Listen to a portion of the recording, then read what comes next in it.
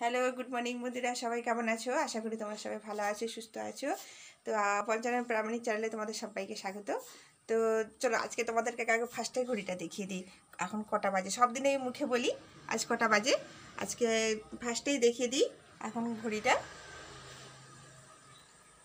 দেখো 6টা বাজে। তো এই 6টার সময় স্টার্ট করলাম ব্লগটা।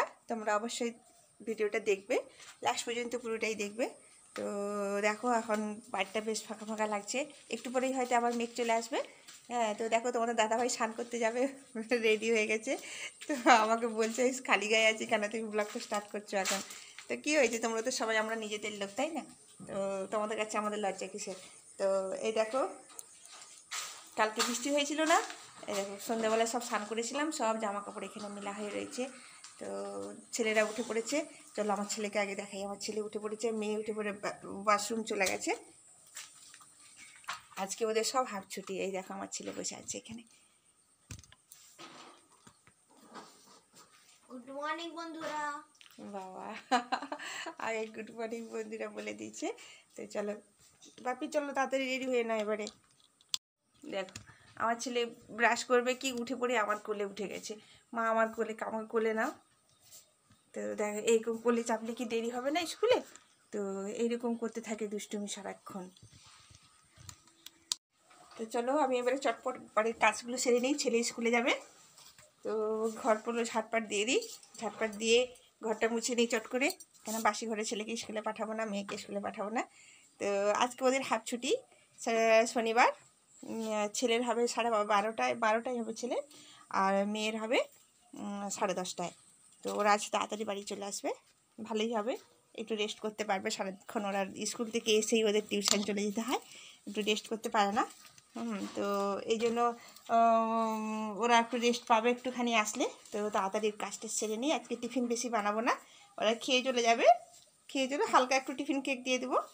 তো ওই জন্য টিফিন বানাবো না আজকে, তাড়াতাড়ি ওদেরকে রেডি করে ছেড়ে দিই, তারপর স্নান টান করে পুজো করবো। চলো বন্ধুরা।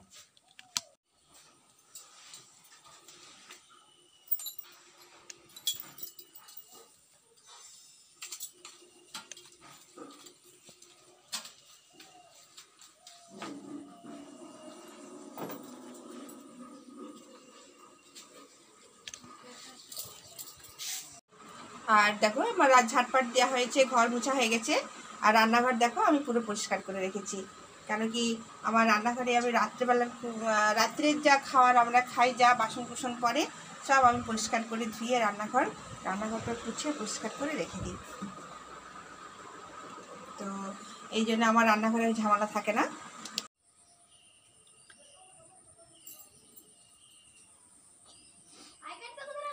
আমার কাছে এই যে মেয়েকে ছেড়ে চলে এসছে তোমাদের দাদাভাই। Hello, good morning. আর এদিকে আমার ছেলে যে রেডি হয়ে গেছে, মেয়েকে দেখাতে পারলাম না আজকে, মেয়ে তাড়াতাড়ি করে দেরি হয়ে যাচ্ছে বলে তাড়াতাড়ি বেরিয়ে রেডি হয়ে চলে যাচ্ছে, আমাকে তাড়াতাড়ি বের করে দিতে হলো। এখন স্কুলে মাস্ক জরুরি, এখন স্কুলে বারে বারে বলে দিচ্ছে ভাইরাস বেড়ে গেছে, যার জন্য স্কুলে মাস্কটা খুব জরুরি। আমি ভেবেছিলাম কেউ পড়ে যায় না, আমি ছেলেকে বকেছিলাম যে কেন তুমি পড়ে যাবে। আমার ছেলে আমাকে অনেকবার বলছে যে মা আমাকে স্কুলে বলে। তো আমি আরও কয়েকজন বাচ্চাকে জিজ্ঞেস করলাম, বলছে হ্যাঁ আন্টি স্কুলে খুব লাগে, এখন স্কুলে বলে, না হলে স্কুলে ঢুকতে দেবে না। তাই তো বাপি? হাই বন্ধুরা। চলো চলো, ব্যাগ কোথায় তোমার? ব্যাগটা নিয়ে এসো। চলো পাপাকে দিয়ে দাও ব্যাগটা, পাপাকে দিয়ে দাও। চলো ভালো করে সব জল টিফিন খাবে, ঠিক আছে? আর যা কিছু লিখাবে সব ভালো করে লিখে নেবে, কেমন? বাবা উঠে পড়েছেন, উঠে পড়ে আবার মানে রাত্রেবেলা বাবা ঘুমোতে পারেন না, এখন বাবার রাত্রেবেলা ঘুম হয় না। রাত প্রায় 12:30, আমি কালকে 12:30টার সময় উঠেছি, উঠে দেখছি বাবা বাইরে বসে আছেন। তো বাবাকে বলছি কী হলো, আপনি বসে আছেন কেন, শরীর খারাপ? বলছে না না বৌমা, আমার তো ঘুম আসছে না, আর তাই জন্য আমি বাইরে বসে আছি। তো সানটান সব রেডি হয়ে গেছে, ছেলেরা তো সব স্কুলে চলে গেছে। তো আজকে টিফিন বানাবার কোনো ঝামেলা ছিল না। ছেলে আজকে কী দিয়ে মুড়ি খেয়েছে জানো? লেস দিয়ে মুড়ি খেয়েছে। বলছে মা আমি আজকে লেস দিয়ে মুড়ি খাবো। দেখছি লেস দিয়ে মুড়ি খেতে, তাও একটু মুড়ি খেয়েছে। অন্যদিন একদম খেত না। আর কেক নিয়ে গেছে, দুজনেই টিফিন কেক নিয়ে গেছে। এই দেখো তোমাদের দাদা ভাই মুড়ি খেলো। কি দিয়ে মুড়ি খেয়েছে? চপ দিয়ে মুড়ি খেয়েছে। চপ দিয়ে মুড়ি খেয়েছে। কালকে চপ এনেছিল, চপ বেশি হয়ে গেছে, তো চপ আর ভেজিটেবিল চপ, আলুর চপ দুটোই নিয়ে এসেছিলো। বাবা খেয়েছে ভেজিটেবিল, আমার ছেলে খেয়েছে, খুব ভালোবাসে ভেজিটেবিল খেতে। আর আমাকে ভালো লাগে না ভেজিটেবিল, আমার আলুর চপটাই ভালো লাগে। আমার আলুটাই খুব পছন্দ, তাই আলুর চপটাই ভালো লাগে। আর তোমাদের দাদা ভাই দেখো, সে মুড়ি খেলো, সে এখন যাবে। হয়ে গেছে, একটু গাড়িটা রিপেয়ার করতে যাবো, গাড়িটা একটু ডিস্টার্ব করছে, কার্বোরেটর পরিষ্কার করাতে হবে। কেন ফের হসপিটালে যেতে হবে 10:30টার সময়। হ্যাঁ, এটা একটা ব্যাপার আছে, হসপিটালে যাব। কালকে গিয়েছিলাম, তোমাদের বলেছিলাম থার্ড ডোজ নেওয়ার জন্য, বুস্টার। তো বুস্টারটা তোমরাও যদি না নিয়ে থাকো, 18 থেকে 64 বছর বয়স পর্যন্ত এটা নেওয়ার আছে। তো খবরে যেটা শুনলাম, তো তোমরা যদি না নিয়ে থাকো অবশ্যই তোমরা একটু খোঁজ নিবে, এখন দিচ্ছে হসপিটালে। তো আমরা যাব 10:30টায়, 10টা থেকে খুলবে, 10টা থেকে 3টা পর্যন্ত। তো তোমরা অবশ্যই নিবে, তোমাদের কাছে একটা জানানো দরকার ছিল, আমারও দরকার ছিল এটা জানানো। তো আরেকটা শাড়ি দেখো, এই দেখো এটা লেসের প্যাকেট। আমার ছেলে লেস দিয়ে মুড়ি খেয়েছে বললাম না, দেখো সে কি করেছে, এই লেসটা মা খাবে বলে মায়ের জন্য দুটো রেখে গেছে। আছে প্রায় 2-3টে আছে, ও যেটাই খাবে মাকে যতক্ষণ না দিবে ও শান্তি নেই। আমি যদি না খাই রেখে দিয়ে চলে যাবে, খাইয়ে দিবে। যতক্ষণ না আমি খাবো তার শান্তি হবে না। তো আমাকে বিশেষ করে পাপাকেও দেয়। তো এই যে দেখো কটা আছে, তোমাদের দেখাচ্ছি, দাঁড়াও। তো ভালো লাগে, আমাকে খুব আনন্দ লাগে, যদি আমি না খাই ও দুঃখ পায়, দরকার পড়লে খাবে না। এই দেখো খেয়ে নি, ছেলে দিয়েছে বলে কথা। নিয়ে আসবে। তো তোমাদের দাদা ভাইয়ের খুব এখন শখ পাখি রাখবে, তো একজনকে বলে পাখি নিয়ে এসছে, পায়রা পাখি। তো মুরগি রাখলো না, মুরগি একদম ভালো, আমাকেও ভালো লাগছে না। ওই কেন বলো তো, ও পায়খানা টায়খানা করে না, এগুলো আমাকে একদম গন্ধ, গ্যাস, বাবা থাকে, তারপর বাচ্চারা থাকে, পারি না এগুলো সহ্য করতে। তাই মুরগিগুলোকে দিয়ে বিক্রি করে দিয়েছে, দিয়ে আবার অন্য মাংস কিনে নিয়ে এসছে। তো আজকে আর বাজার, তুমি কাঁচা বাজার নেবে কিন্তু কিছু, একটু সবজি বাজার নিতে হবে। মাংস রয়েছে, কালকের মাংস অনেকটাই রয়েছে ফ্রিজে, অতটা মাংস খাওয়া যাবে না, প্রায় 1.5-2 কিলো মতো মাংস নিয়ে এসছে। তো অতটা মাংস খাওয়া যাবে না আমাদের, তো হাফ মাংস রান্না করেছি, হাফ মাংস কিছুটা কষিয়ে তুলে রেখে দিয়েছিলাম, তো সেইটাই আজকে রান্না করব। আর একটু কাঁচা সবজি নিয়ে আসলে সবজি রান্না করে দেবো। তো সঙ্গে থাকো, রান্না বসাবো, শেয়ার করব। আজকে সব তাড়াতাড়ি চলে আসবে বাচ্চারা। দেখো ঘুগনি বসালাম, ঘুগনি রান্না হচ্ছে। বাবা মুড়ি খাবেন, বাবা দাঁত টাত মেজে পরিষ্কার করে একদম বসে গেছেন। বাবা বলে ওষুধটা দাও এক্ষুনি, এমনি দাঁড়ান, আগে খাওয়াটা রেডি করি তারপরে ওষুধটা দেবো। কারণ ওষুধটা দিয়ে দিলেই বাবা বলবে এক্ষুনি আমাকে খাবারটা দাও, বাবা একটুকুনো ওয়েট করে না। তো কি বৃষ্টি হচ্ছে বন্ধুরা, দেখো দেখাচ্ছি, দেখো বৃষ্টি পড়ছে, তো চারদিকে জল, কিন্তু যাবো কি করে ইঞ্জেকশন নিতে সেটাই ভাবছি। আর এই দেখুন বাবা দাঁড়িয়ে আছে, এই দেখুন বাবা দাঁড়িয়ে আছে, মুড়ি খাবে।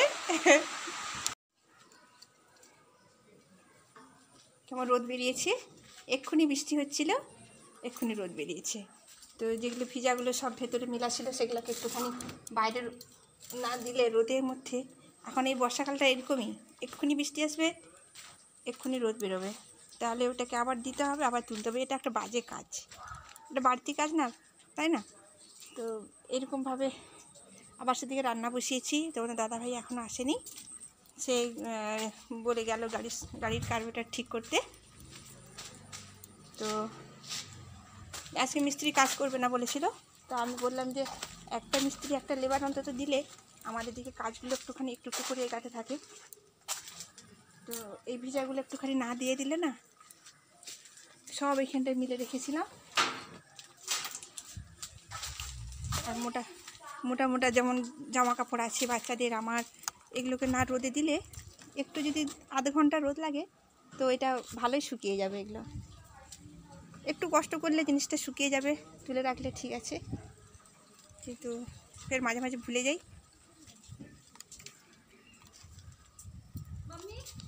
রান্না হচ্ছে। তো এদিকে বাইরের কাজ করছি, ঘরের ভিতরে ওই সব রান্না টান্না করে নিচ্ছি, কেন বাচ্চারা এসে যাবে, ওরা এসে গেলে ওদের ঝামেলা করতে করতে আমার এদিকে রান্না হবে না। তাদেরকে বলবো ধর ধর যা যা এটা কর সেটা কর, ওই করতে করতে আমার সময় চলে যাবে। তো রান্নার কাজটা এগিয়ে রাখলে অনেকটা কাজ এগায়। প্রেসার করে ডাল বসিয়েছি, আর একটু শাকের ঘন্ট হচ্ছে, আর হচ্ছে শুক্তো, আর একটা হচ্ছে যে ফ্রিজে মাংসটা রাখা আছে, এখনও বের করিনি। ওটা বের করে একটা শুকনো শুকনো কষা কষা করবো। কালকে ঝোল করেছিলাম, তো ঝোলটা খাওয়া হয়েছে, আজকে ভাবছি যে ওটাকে একদম মশলা দিয়ে কষা করব। তো সঙ্গে থাকো। এসে গেছি ইঞ্জেকশন নিতে। তো এখানে দেখো কত ভিড় আছে, অনেক ভিড় এখানে দেখতে পাচ্ছ বন্ধুরা, অনেক দূর থেকে দেখা যাচ্ছে। তা আমার পেছনে অনেক লাইন হয়ে গেছে। তো আমার টেনশন হচ্ছে যে বাচ্চা স্কুলে আছে, ঠিক মতো টাইমে আনতে পারবো কি না। তো দেখা যাক কি হয়। তো আমরা এসে গেছি ইঞ্জেকশন নিতে। তো তোমাদের যদিও কারো না নেওয়া হয়ে থাকে, অবশ্যই তোমরা এসে বুস্টারটা নিয়ে যেও। এসে গেছি বন্ধুটা বাড়িতে। উফ কী কষ্ট, বাড়িতে থেকে অভ্যেস হয়ে গেছে। এবারে সেখানে যে অতক্ষণ দাঁড়িয়ে থাকা লাইনের মধ্যে ভীষণ কষ্ট। 11:30 থেকে 1:30 পর্যন্ত পুরো লাইনে দাঁড়িয়ে আছি। এবারে আমার ছেলের স্কুলে ছুটি হয়ে গেছে, তাকে তোমাদের দাদাভাইকে পাঠিয়ে দিলাম, তুমি যাও ছেলেকে ঘরে রেখে দিয়ে তারপরে আসবে। ছেলেকে ঘরে আনতে এসে সে ছেলেকে নিয়ে যখন আসে বাড়িতে ফেরে, তখন সেও ভিজেছে, ছেলেও ভিজেছে, আর আমি সেদিকে সমানে দাঁড়িয়ে দাঁড়িয়ে ভিজছি। শুধু ফোনটা আর কাগজপত্র এটা ভিজে যাবে বলে লোকের ছাতার মধ্যে, মানে আমাদের পাশের বাড়িতে একজন ছেলে, সে ওখানে গিয়েছিল, সেও বুস্টার নিতে ইঞ্জেকশন নিতে গিয়েছিল। তো সে আমাকে চিনতে পারেনি, আমার মুখে মাস্ক ছিল বলে। তো আমি তাকে পরিচয় দিলাম, সে বলে আরে কাকিমা এসো আমার কাছে আমার ছাতায় দাঁড়াও। দিয়ে আবার তার ছাতায় একটু দাঁড়ালাম, যাও আমি না তুমি দাঁড়াও, তুমি ভিজে যাবে। তো বলছে না কাকিমা, আমার মোবাইলটা আর কাগজটা যাতে না ভিজে, আমি ভিজলে কোনো অসুবিধা নেই। তো তার সামনে দাঁড়িয়েছিলাম। তো এরকম করে নিয়েছি। আর বাড়িতে এসে দেখি আমার ছেলে মেয়ে ভাত বেড়েছে, আর মেয়েটা অনেকটা পেরেছে বলো। তো মেয়ে ভাত বেড়েছে, তার ভাইকে দিয়েছে, সে খেয়েছে। এটা দেখে আমার খুব আনন্দ লেগেছে। তবে ফ্রিজে যে মাংসটা ছিল ওরা জানে না। তো দেখো এই ফ্রিজে এখন বেরিয়ে মাংসটা গরম করছি।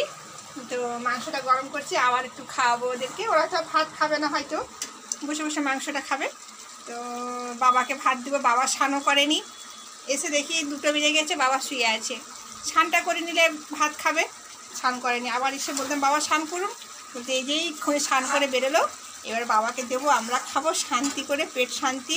আমি আবার কিছু খেয়ে যাইনি বলে তোমার দাদাভাই আবার কেক নিয়ে গেছে, বলছে খালি পেটে ইঞ্জেকশন দেওয়া যাবে না, তুমি কিছু খাও বলে সেখানে খেয়ে একটু কেক আর একটু জল খেলাম, খেয়ে দিয়ে আবার ইঞ্জেকশন নিয়ে বাড়ি ফিরলাম। মানে আমার সংসারে কাজ করতে কোনো কষ্ট নেই, কিন্তু বাইরে বেরিয়ে যে এই যে তখন দাঁড়িয়েছিলাম না, আমার চোখের অবস্থা দেখে বুঝতে পারছি যে খুব টায়ার্ড হয়ে গেছি।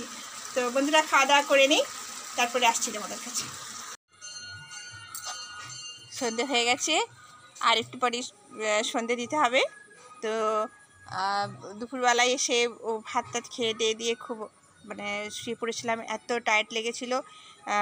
তোমাদের দাদাভাইও বলছে যে ভালো লাগছে না, কিন্তু না ভালো লাগলেও তার তো শোয়ার উপায় নেই, কেন বাইরের লোক কাজ করছে, মিস্ত্রি লেবার কাজ করছিল। তো সেই মিস্ত্রি লেবার কাজ করছে, ওরা বাড়ি গেল। তারপরে তোমার দাদাভাই বলছে না আমি একটু ঘুমাবো, ভালো লাগছে না। বলছে তোমার দাদাভাই একটুখানি শুয়েছিল, তো উঠে পড়ে বাজার চলে গেল। আর বাচ্চারা তো টিউশনে গিয়েছিল, বাচ্চারাই এলো, এসে তারা বলছে যে মা কি খাবো, খেতে দাও। তো ওদেরকে আবার মুড়ি পকোড়া ভাজলাম, পকোড়া ভেজে মুড়ি দিলাম, ওরা খেলো। তো কি করা যাবে বলো, এখন এই রকম অবস্থায়, এখন মেয়ের পরীক্ষা নিয়ে এখন একটা টেনশানে আছি। সোমবার থেকে মেয়ের পরীক্ষা আছে, কালকে গানের মিস আসবে, ছেলের ক্যারাটা আছে, সব রকম সবটাই বজায় রাখতে হচ্ছে, সবটাই দেখতে হচ্ছে। তো তারই মধ্যে দিয়ে তোমাদের সামনে এসেছি, তোমাদের সামনে শেয়ার করছি। তোমাদের সামনে আসলে মনটাও ভালো হয়ে যায়। তাই তোমরা সবসময় আমার পাশে থেকো, এইটুকু আমি তোমাদের কাছে অনুরোধ করছি। তোমরা পাশে না থাকলে আমি এগাতে পারবো না। তো তোমাদের কাছে একটাই রিকোয়েস্ট করছি, যারা আমার চ্যানেলে নতুন বন্ধু আছো অবশ্যই সাবস্ক্রাইব করে দেবে, সাবস্ক্রাইব করে বেলটা অন করে রাখবে। আর যারা অলরেডি আমার সাবস্ক্রাইব করেই রেখেছো তাদেরকে অনেক অনেক থ্যাংক ইউ। তো ধন্যবাদ, অনেক কিছু বলে ফেললাম। তো সুস্থ থাকো, ভালো থাকো, সবাই আনন্দে থাকো।